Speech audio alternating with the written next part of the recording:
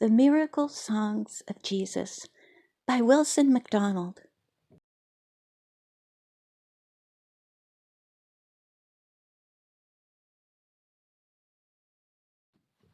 Foreword.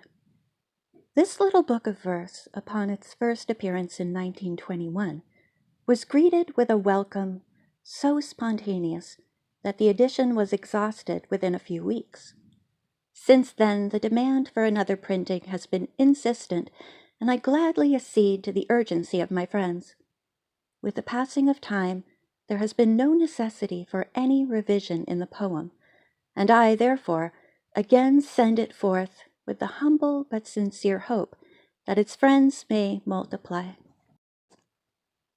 Jesus, the poet of Galilee, fashioned the light in his lyric hands and held it up for all men to see. The publican and the Pharisee, the merchant rich and the robber bands, on the outcast fringe of Galilee. But the learned men all sneered at him, and the gay young fellows jeered at him, and only a fisherman fool or two looked up at the light with its liquid hue and drank its beauty of red and blue. Jesus, the poet of Galilee, sang that the weary might be free, sang of the lilies, how their glory shamed the best at a king's command, sang his truths in a lyric story even the poor could understand. And the wise men heard, and they tried to scan the rhymes of the poet, Son of Man. But every time that he sang, they found some cherished rule of their pedant school was killed in his poem's strange new sound. And Jesus, the poet, grew sick at heart and fled from the halls where learning kills, and took his verse from the fear of art to the bold delight of the rain-washed hills. And the songs he sang to the desert sea were far too sweet for the ears of men. But the gray-white dunes of Galilee have blown with a fairer flower since then. A learned group of dons will gloat at a fool's last word in a high priest's throat, but the song of God in a carpenter's saw could never hold wise men in awe. And whenever Christ the bard would sing, they lost his truth in a hammer's ring. The wilderness called with her silent lure. O poet of thoughtless Nazareth, come out to me with your starry breath. And his white reed yearned for the moon-chilled sands, where the frayed flowers cure with their gypsy hands. But he turned his face from the silent place, with the comrade stars above, as we all have done,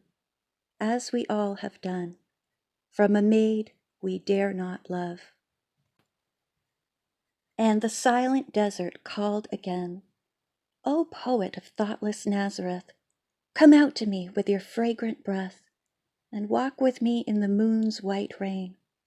But a blind man's stick on a hollow stone, as it slowly tapped through a distant city, and a broken woman's hopeless moan called out to him with a deeper tone, and the heart of the Lord was pity. And back to the town the poet came, and took his feet to the temple's hall, and heard the boast of a man named Saul. And he heard Saul mock in a fiery tongue the sweetest songs which his heart had sung. But Jesus of Nazareth, then and there, could scarce forbear from a fond embrace, knowing the beauty the man should wear at another time in another place. The critics were many in Jesus' day, and his songs were scorned by the caustic pen. He did not write in the Grecian way, and he knew not how to preach or pray in a way approved of men. His themes were bad by the Roman chart, and his meters were all wrong. For all the high priests had their art, and he had only his song. How few of the people cared to hear the poet blow on his starry reeds, So he took his gift from the soul's high sphere, the miracle song that few would hear, and lowered his power in a hopeless hour, and made men cower at his miracle deeds. A miracle deed is a simple thing to a miracle song or a miracle truth. Yet they marveled not that a song could bring to the veins of time the world's lost youth. And two were gathered, and sometimes three, to hear the poet of Galilee. But the mob swept down like leaves in a storm when they heard the miracle man would perform. And the lame men walked, and the blind men saw, and the dead men breathed by a strange new law. But they were few to the far-flung throng who saw and breathed through the poet's song.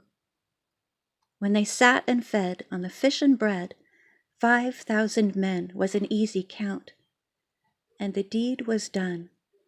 But tomorrow's sun will still bring throngs to the pulpit mount. And I am sure that John or Mary cared not a whit when he walked to the sea, but I am sure that they loved to tarry and hear the poet of Galilee. And of the throng that around him pressed, 'twas John and Mary that he loved best. And when the poet sat down to choose the men to take to the world his news, he sought not them who had held their dishes to catch his gift of the loaves and fishes, but he chose them out of the purer throngs who came to hear his miracle songs. And when at last he went up a hill to seal his songs with the seal of death, whose were the hands that were raised to kill this brave young poet of Nazareth?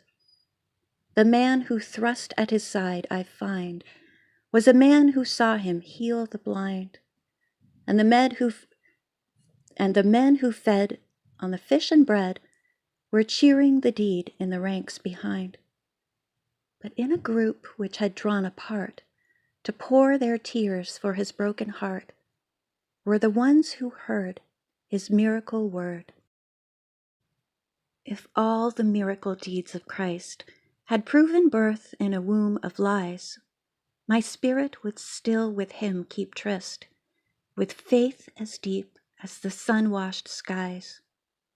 But why should I doubt so simple a thing as a miracle deed from a man who could sing a miracle song that sheds its power in a pure white light to the world's last hour? The temple bells ring out today, and the Pharisees pray in their ancient way, and the lips of the preachers love to tarry on the virgin birth and the miracle deed. But the temple bells I shall not heed, for I am going with John and Mary, out on the hills with the slender throngs who love to hear the miracle songs.